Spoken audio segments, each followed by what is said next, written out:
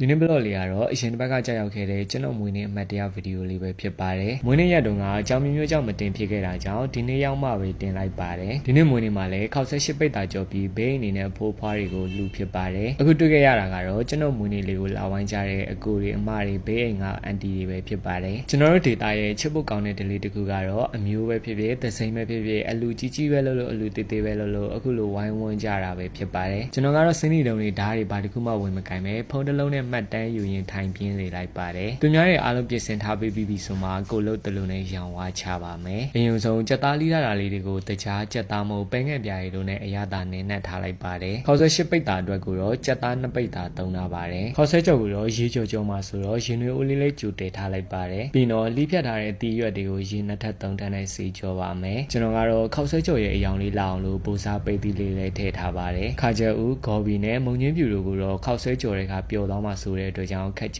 မ်းပဲလီထားလိုက်ပါတယ်အသီးရွက်တော်တော်များများကလည်းကျွန်တော်အလူလုံးမကြတော့ဘေးအိမ်တွေကနေဝိုင်းပေးကြပါတယ်ခောက်ဆွဲသားကတော့ကျွန်တော်အကြိုက်ဆုံးဒီစီချက်ခောက်ဆွဲပြားလေးတွေကိုရွေးဝယ်ထားပါတယ်ခောက်ဆွဲပြားလေးတွေကခောက်ဆွဲလုံးတဲ့အကျော်ခံပြီးခောက်ဆွဲလုံးလိုအနက်လည်းမစူပဲအီလေးနဲ့တကယ်စားကောင်းပါတယ်အားလုံးစင်နေဖြစ်ပြီဆိုရင်တော့ခောက်ဆွဲစကြော်ပါမယ်အမှန်တိုင်းဝင်ခံရရင်တော့ကျွန်တော်လွန်ခဲ့တဲ့6နှစ်လောက်ကကြောင်းစည်းရောင်းပူပါတယ်အဲတော့ကလည်းကြားစမ်းကျော်ခောက်ဆွဲကြော်တွေကိုအိုကြီးကြော်ရတာဖြစ်တဲ့အတွက်ကြောင့်အခုတစ်ခါပြန်ကြော်တဲ့အခါမှာတော့လုံးဝမခက်ခဲတဲ့အလုပ်လည်းဖြစ်နေပါတယ်ဒီနေ့မှလည်းတရုတ်ခောက်ဆွဲကြော်ကိုကျွန်တော်ကျောင်းစည်းရောင်းတော့ကပုံစံအတိုင်းလေးပဲကြော်ထားပါတယ်ခောက်ဆွဲကြော်တွေကအိုးမကတ်စေဖို့အတွက်အိုးအရင်ပူပေးအိုးပူလာမှစီထဲပါတယ်စီပူလာပြီဆိုရင်တော့ကြက်သွန်မျိုးထဲကြော်ပြီးကြက်ဥဖောက်ထဲပါတယ်ကြက်ဥလေးလိတ်သွားပြီဆိုမှကြက်သားထဲပါတယ်အခုလိုအိုးကြီးကြော်ရတာကအိုးသေးကြော်တာနဲ့ဆိုင်အရင်ကတ်တဲ့အတွက်ကြောင့်အများကြီးရောဗီယူဆိုင်ရပါတယ်ကြက်သားလေးတွေလိတ်ပြီးကြက်သွားပြီဆိုမှပြင်ဆင်ထားတဲ့အသီးရွက်တွေထဲပါမယ်အခုလိုခောက်ဆွဲကြော်ခြင်းနဲ့ဆိုရင်တော့3မျိုးတစ်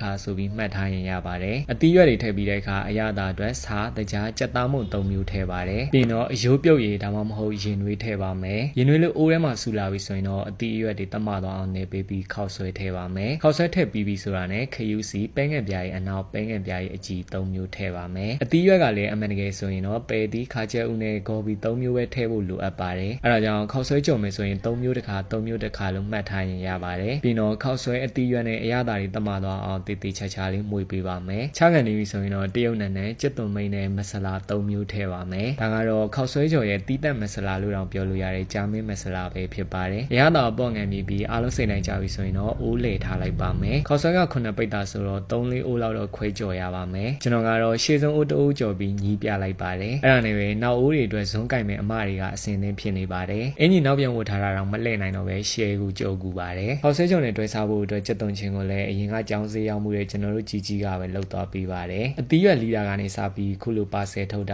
လိုက်ပို့တာတွေဒီကျွန်တော်ကိုယ်တိုင်လှုပ်ရှားမလို့ပဲအားလုံးပဲတက်ညီလက်ညီလှုပ်သွားပေးပါတယ်ရှေ့ထွက်မင်းသမီးတွေပြီးသွားတဲ့ခါမှာလည်းဒါကနောက်ပိုင်းမင်းသမီးတွေဖြစ်ပါတယ်ဥက္ကပကံစေးတာကနေစေးကြောသိမ်းဆဲတဲ့ဒီလှုပ်သွားပေးလို့ချေရတဲ့အကိုတွေအမတွေကိုအရန်ကိုကျေးဇူးတင်ပါတယ်မမမပန်းနဲ့တက်တာလေးဖြစ်ရလို့လည်းနောက်တစ်ခါထပ်လူချင်ပါသေးတယ်ခောက်ဆွဲကြော်လေးကတော့ဆိုင်နေမှာစားရတဲ့အရာသာအတိုင်းကိုစားကောင်းပါတယ်ဒီနေ့လှုပ်ဖြစ်တဲ့အလူလေးကတော့ကျွန်တော် TikTok ကနေရတဲ့ဝင်ငွေလေးနည်းနည်းပပနဲ့လှုပ်ဖြစ်တာဆိုတော့ကျွန်တော်ကိုအားပေးနေတဲ့တေဦးတယောက်ချင်းစီနဲ့လည်းသက်ဆိုင်ပါတယ်အဲတော့ကြောင့်ဒီနေ့ရဲ့ကုသိုလ်လေးကိုအားလုံးပဲထပ်တူထမ်းများရနိုင်ဖို့ကိုလည်းဆုတောင်းပေးပါတယ်အားလုံးသိမ်းဆဲပြီးညပိုင်းရောက်တဲ့အခါမှာတော့မွေးနေ့ကိတ်လေးတစ်လုံးလည်း surprise ရခဲ့ပါတယ်ဒီလိုအချိန်ကတော့မွေးနေ့ရှင်ပျော်ရွှင်ဆုံးအချိန်ပဲဖြစ်ပါတယ်ဒီချိန်ရောက်ပြီဆိုရင်တော့ကိုရီအမတွေစီကနေအိတ်ကမပြည့်မချင်းတ냐တိုက်ရတာပဲဖြစ်ပါတယ်မုံမွေးနေ့လည်းအများကြီးရခဲ့တယ်လို့ဒီနေ့တော့တော်တော်လေးလည်းပျော်ရွှင်ခဲ့ရပါတယ်နေ့တိုင်းမွေးနေ့ဖြစ်နေကောင်းမယ်လို့တော့တွေးမိပါတယ်ဒီနေ့တော့ဒီညလေးမှာပဲဆုံးသက်လိုက်ပါတယ်ဆုံးဖြတ်ပေးလို့အားလုံးကျေးဇူးတင်ပါတယ်အားလုံးတက်တာပါ